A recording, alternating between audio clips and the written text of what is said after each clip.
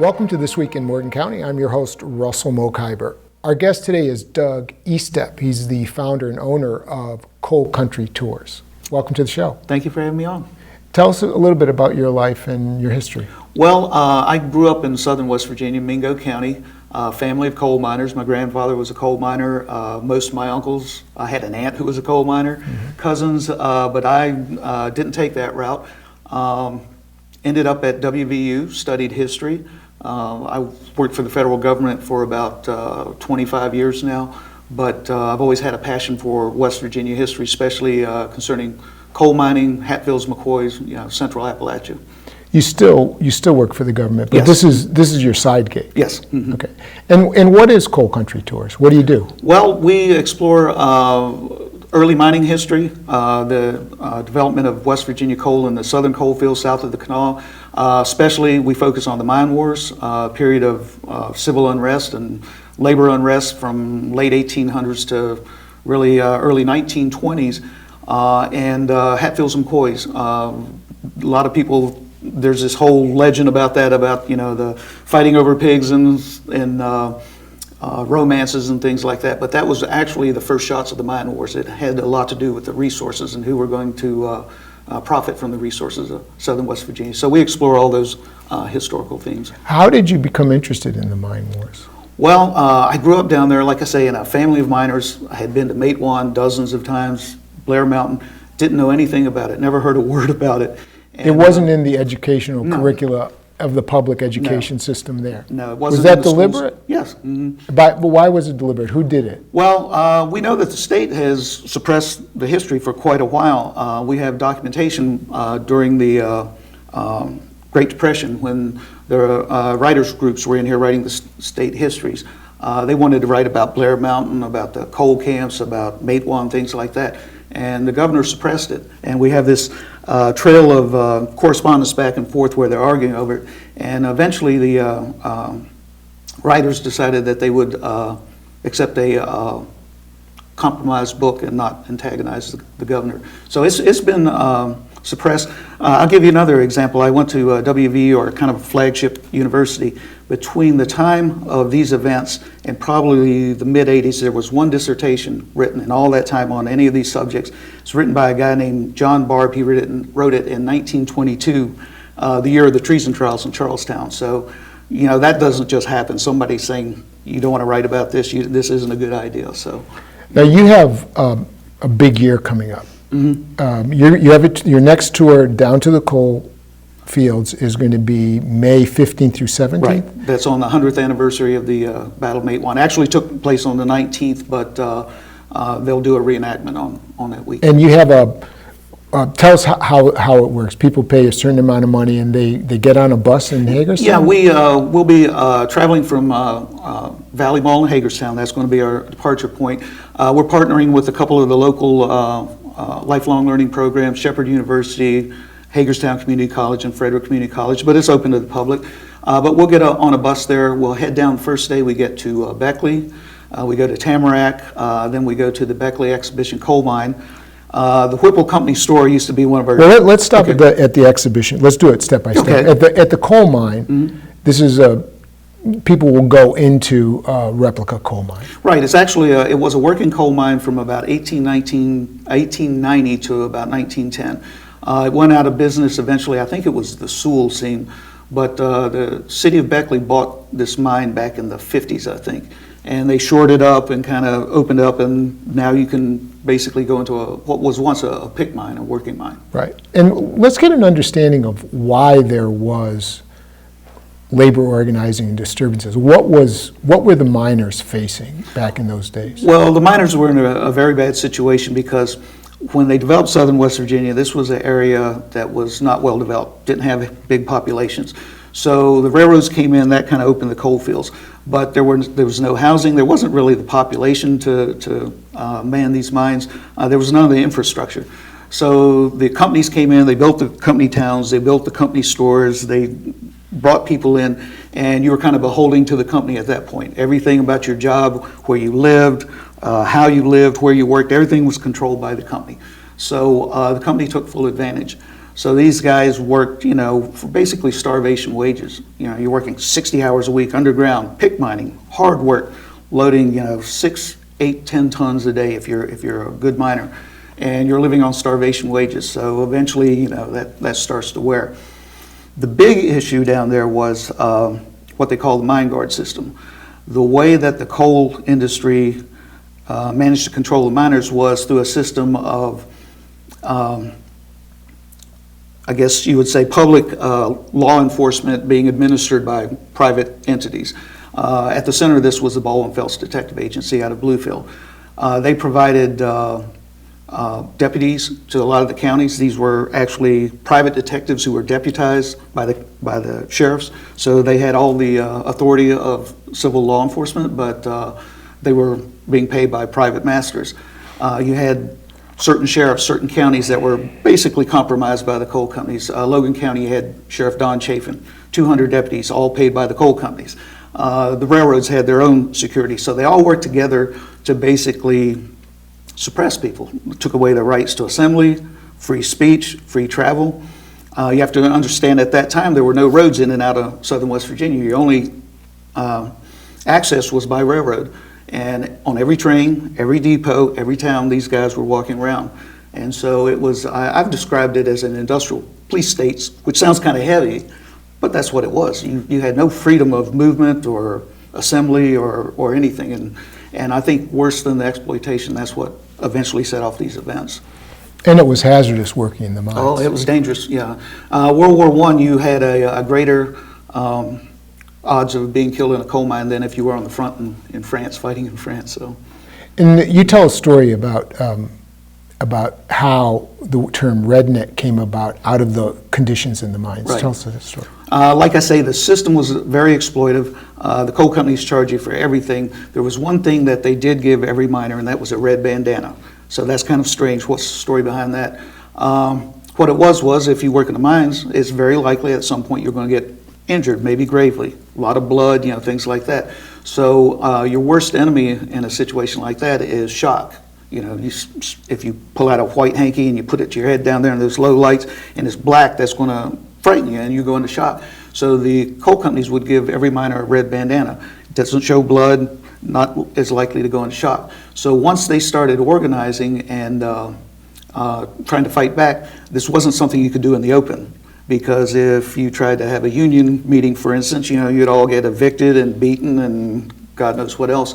So what they would do was when they gathered, this was a sign that you're a union guy. If you were on the march, for instance, or in a secret meeting, because it's something that every miner had. You already had a red bandana. If, for instance, they picked a yellow ribbon, you'd have to go to the company store to get a yellow ribbon. You've just identified yourself as a union man. So. It came out of the secrecy that was needed in order to organize, during that time. All right, so that's the first stop, is the coal mine. Then you move on to the Whipple company store. What is that? Well, the Whipple company store was a company store built by Justin Collins, 1890. Again, he was a coal operator who came up from Alabama, and he was very successful in the New River fields. He built 3 of these buildings. Whipple is the only one that's left. It's an octagonal company store, very aesthetic. It's got this beautiful form. It's octagonal, has this arched entry. It really is a beautiful building, but it kind of belies a really dark history and a dark purpose. What it really was, it was a fortress that was built with hidden features that gave it control of the company town and the areas around it. And it was built for psychological control, physical control. The stories that come out of Whipple, the very disturbing stories, have to do with women. And most of the stories involving Whipple are women's stories, because the miners were busy working underground. The women would come to the store to interact, to purchase goods and things like that. And there was a lot of abuse and a lot of bad things that went on there. But on the other hand, there are some wonderful stories came out of there too. But it's right now it's kind of been in suspense, because the owners who had it, they did a wonderful job. Joy and Chuck Lynn, they basically saved it from caving in, and they ran it as a museum for about 10 years. It was one of our favorite stops, but Chuck had some health problems, so they retired, and a new owner has it right now. There's some discussion. We don't really know what the future is, but we're hopeful that it'll be reopened as a museum again. That stopped too. Where do you go from there?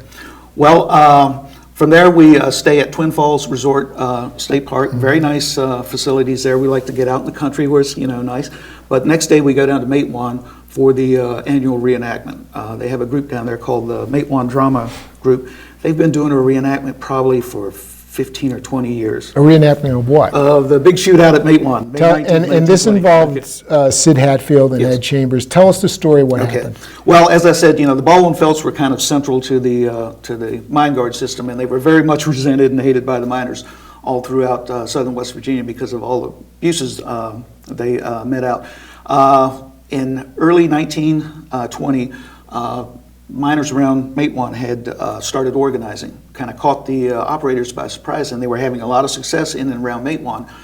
Matewan was different than most towns in southern West Virginia in that it was an independent town. And what I mean by that, it wasn't a coal town. It wasn't built by the coal companies, so they had an independent mayor, independent police chief, independent council, things like that. And so the coal companies didn't have the control they had elsewhere. And so the Cabell Testerman, who was the mayor there, was pro-union. He was on the miner side. So they had some success in organizing around Matewan.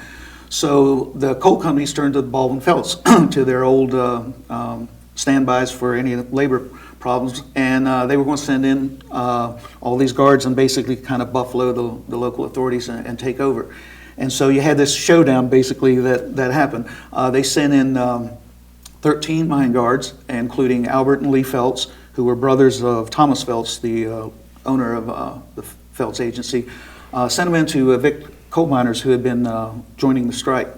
And they were confronted by Cabell Testerman and Sid Hatfield, who was a police chief, about these evictions, and there was a bit of an argument, but they went ahead and did the evictions.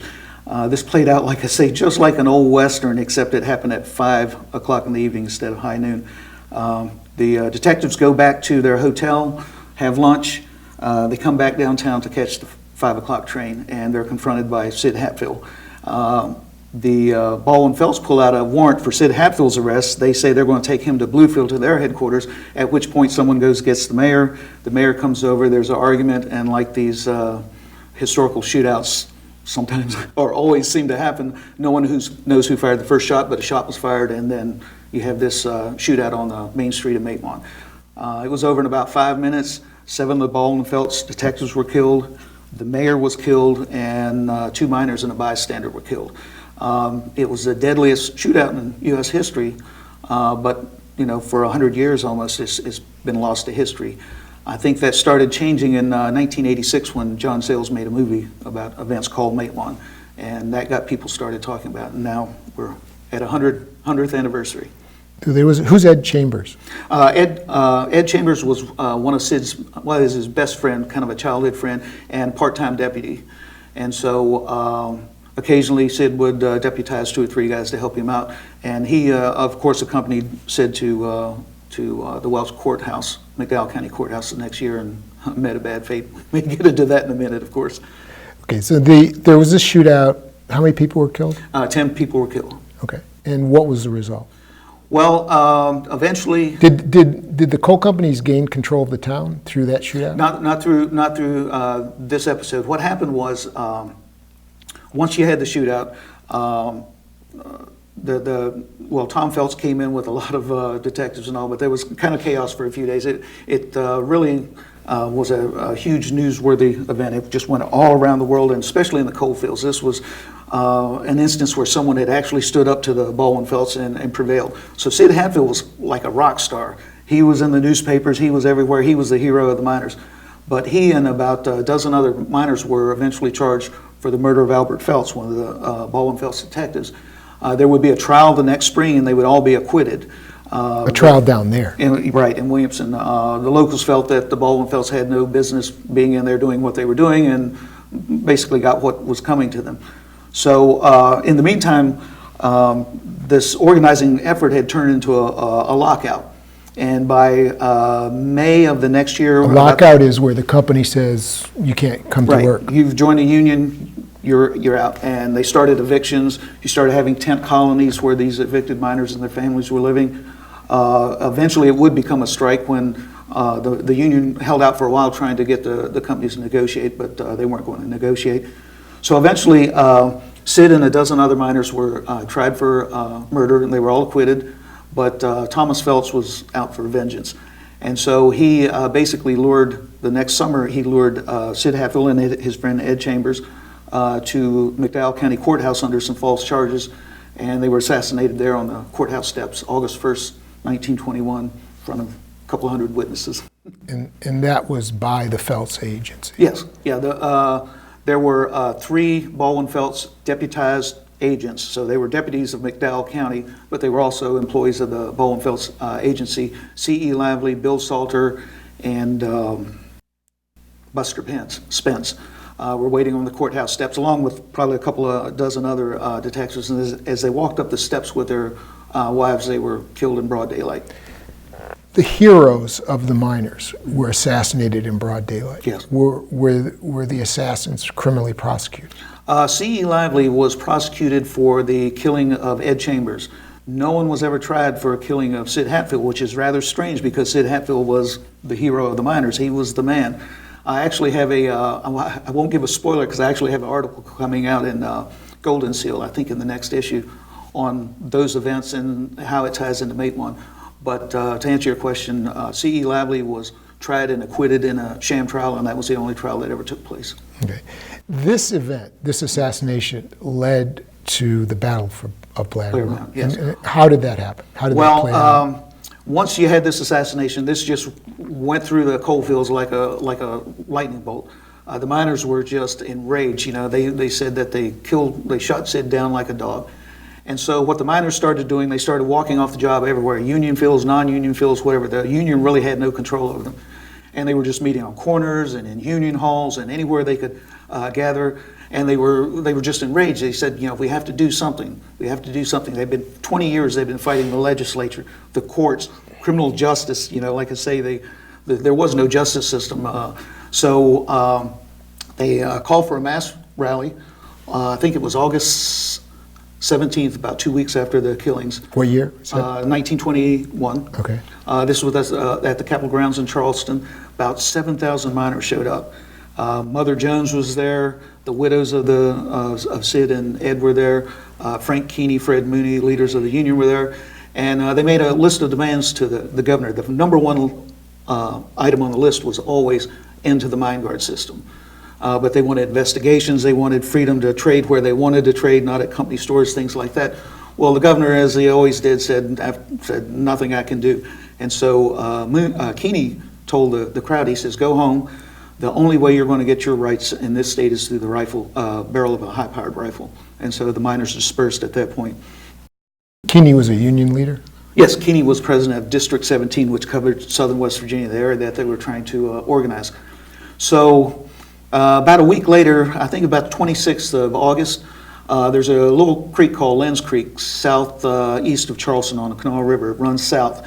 About 600 miners showed up, armed, and they just cut off access to this creek, went 8 or 10, 12 miles to the south. They allowed locals through, but no one else. And what it was the advance guard of this march that was going to start south to basically lift martial law. By this point, you had martial law in Mingo County. You had probably 75 coal miners who were in jail, no charges, couldn't get bail, couldn't get a lawyer, you're just in jail, that's it. And meanwhile, the killers of Sid and Ed are walking free. So the miners decided we're going to go down to Logan County, we're going to throw Don Chafin out, we're going to go to Mingo County, we're going to lift martial law, and we're going to install the union. So within a couple of days, this group of men had swelled to maybe 3,000, 4,000. The authorities were aware of what was going on. A lot of the authorities in Kanawha were kind of sympathetic to the miners because that was a union area at that time, and the union brought a lot of votes. But after 2 or 3 days gathering there, they broke camp and started heading south, started heading up Lenz Creek. And their goal was to go up to the head of Lenz Creek, cross over down into Boone County, Cold River Valley, come up through Logan and into through Boone County to Logan and then on to Mingo County. And people were coming, miners from all over the country were coming in, right? Mm-hmm. And it swelled to what? How big did the By the time march they get? got to Blair Mountain, the estimates are anywhere from 10 to 15,000 miners.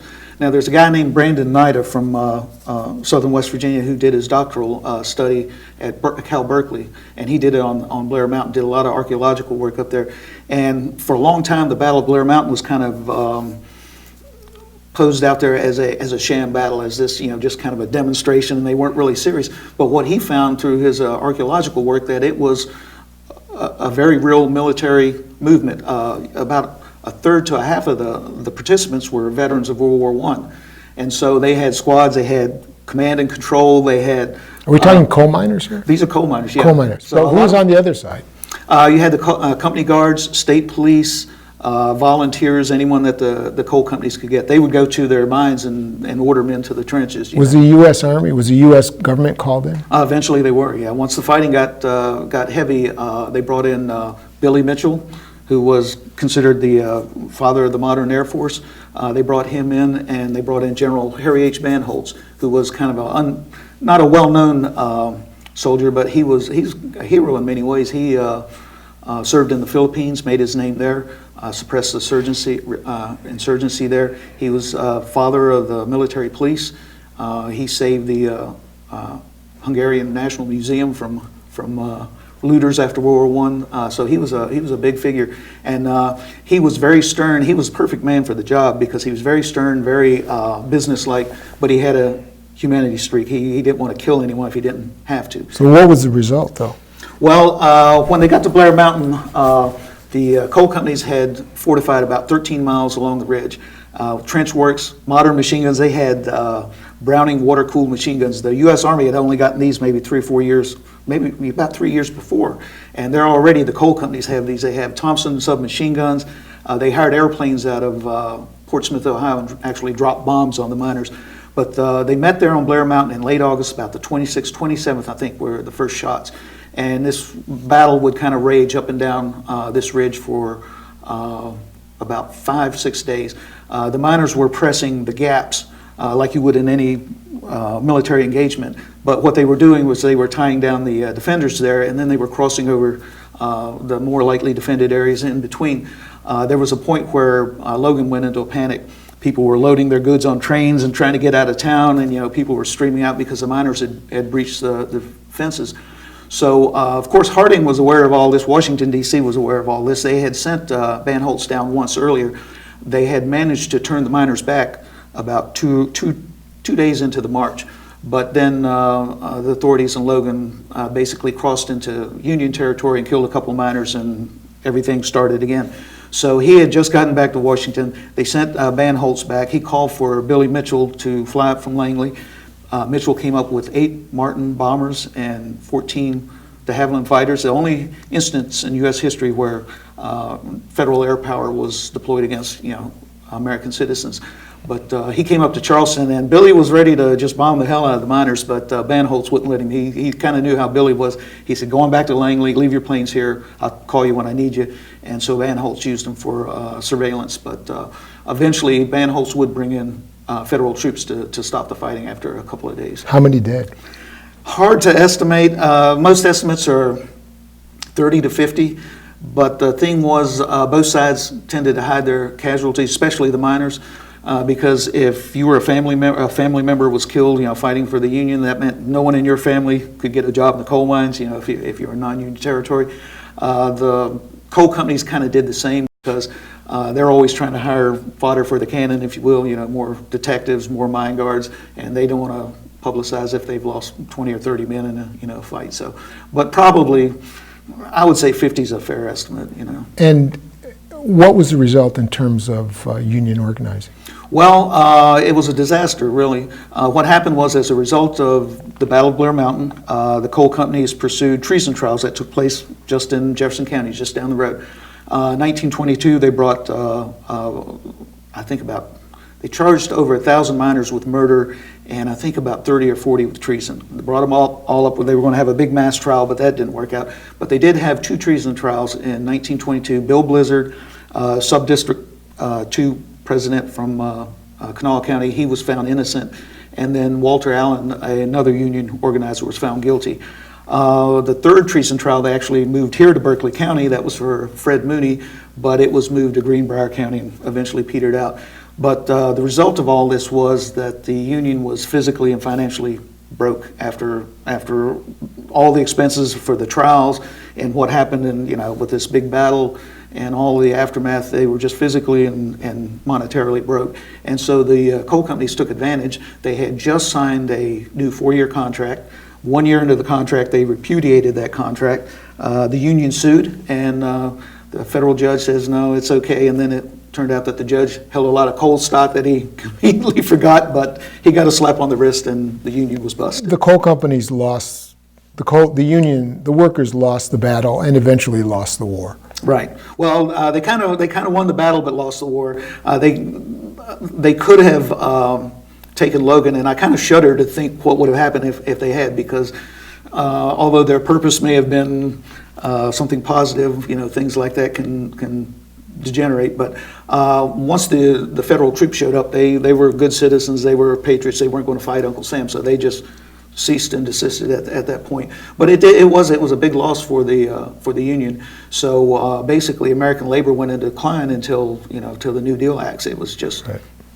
Well, your tour in May is going to be the historic tour, the 100th anniversary of this. Right. You're going to go to Blair Mountain. Right. You're going to go to the Whipple store. You're going to go to the mine, and it's going to be really special. It's May 15th through 17th, right. And the website is? coalcountrytours.com. And people who want to go can sign up there. Right. You can get contact information, sign up, all that. And thank you so much, Doug Estepp. Well, thank you. And thank you for watching This Week in Morgan County.